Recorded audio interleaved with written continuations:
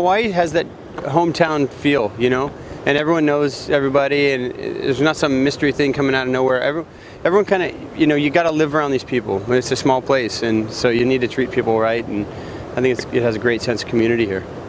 There's a lot of farmland here owned or probably leased or rented by Monsanto and the like, and it's like ground zero here for testing all the new GMO seeds and plants and whatever. And do you want that in your backyard? Do you want to have that where you live? And I think most people say no. I think the problem is that you get a lot of people in the community who get jobs through that, and they may be against it morally, but then when you have to pay rent and feed your kids and all that kind of thing, you're starting to pit people against themselves. I have a lot of friends who kind of laugh at me about how into like health food I am and organics and that kind of thing, but then when they get sick or their kids are sick or something, I get a phone call, and I think that's cool because then they feel like they can trust something I might have read or something I might have utilized myself.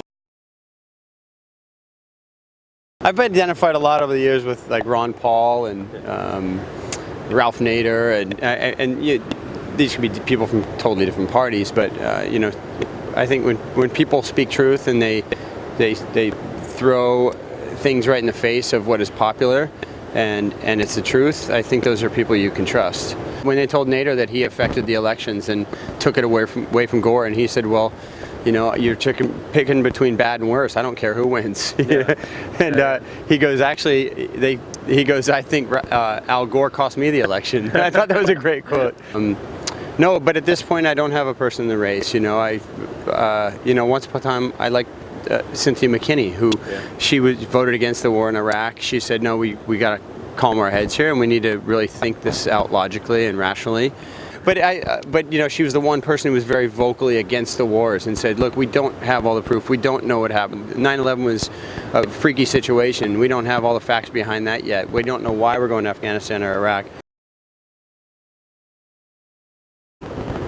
I started basically getting away from mainstream media and started reading alternative media at some point about, probably right after 9/11. I, like anyone else, would just sort of heard the official story that we were told in mainstream media and kind of believed that. And then, I don't know, there's a lot of things that are just fishy about the whole thing to me. There's so many questions. There's never been an independent investigation officially launched. To answer all the tough questions. And a lot of those tough questions are from families who lost family members. Yeah. And I think those are the most important people to listen to. We've been in multiple wars since then. We've alienated or, villainized millions of people around the world since then over things we're, as normal citizens, aren't very aware of what the reasoning are. It's sort of that Vietnam thing again. There's a lot of guys going over there not knowing what they're fighting against. You see what Muhammad Ali went through when he said, I'm not going to go fight these people. They didn't do anything to me. And, that's kind of how I feel. And unfortunately, I sort of feel like metaphorically that's what we have done in America. I love this country. I love the life I've been given. I love the opportunities I've had. I think it's the best place in the world. At the same time, I think that we sometimes cause problems that we don't necessarily need to either handle, they're not really ours, or that we could, steer clear of. I think that we need to really always second guess everything not second guess, but always question our reasons behind why we do things and the intent behind it and the result we're going for. And I don't know, I mean, you're taught as a kid not to beat people up to teach them a lesson. You got to talk through it, and diplomacy has somehow vanished on the international political scale. People would rather villainize someone than to go and understand them and talk to them. When you look at all these things that are happening around the world with ISIS or what we call terrorism here and there, obviously there are people doing terrible, horrible, outrageous things around the world. A lot of it is perspective, where you're from. Did you lose family members in a war that had nothing to do with you for no reason? Did your kids go to war, get sent without being asked? and have to go fight something that they don't even know what they're fighting for. The whole thing is so confusing. I just think at the end of the day, we as people need to take care of ourselves and our family and put out good, positive things. Listen to your gut, and when things don't make sense, there's something hidden. And I think there's a lot of that. There's more and more of that going on, and it's more and more covert as we evolve.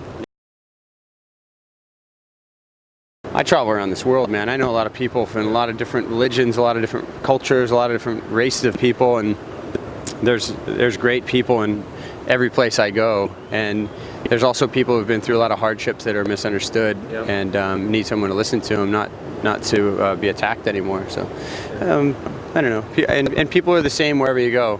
People are all dealing with the same, similar kind of struggles, and and ultimately you go back in history to some point, and we all came from either the same community or same person, or we all are related somehow. So. Not really much of a message. I haven't been very vocal about much stuff lately. I spent a lot of time reading and researching on my own, and I've been in some interesting debates recently online with some people about things, but no, I haven't been sort of spreading much message. More sitting back and observing a lot lately. So is it safe to say, screw Monsanto, investigate 9/11, and vote for nobody?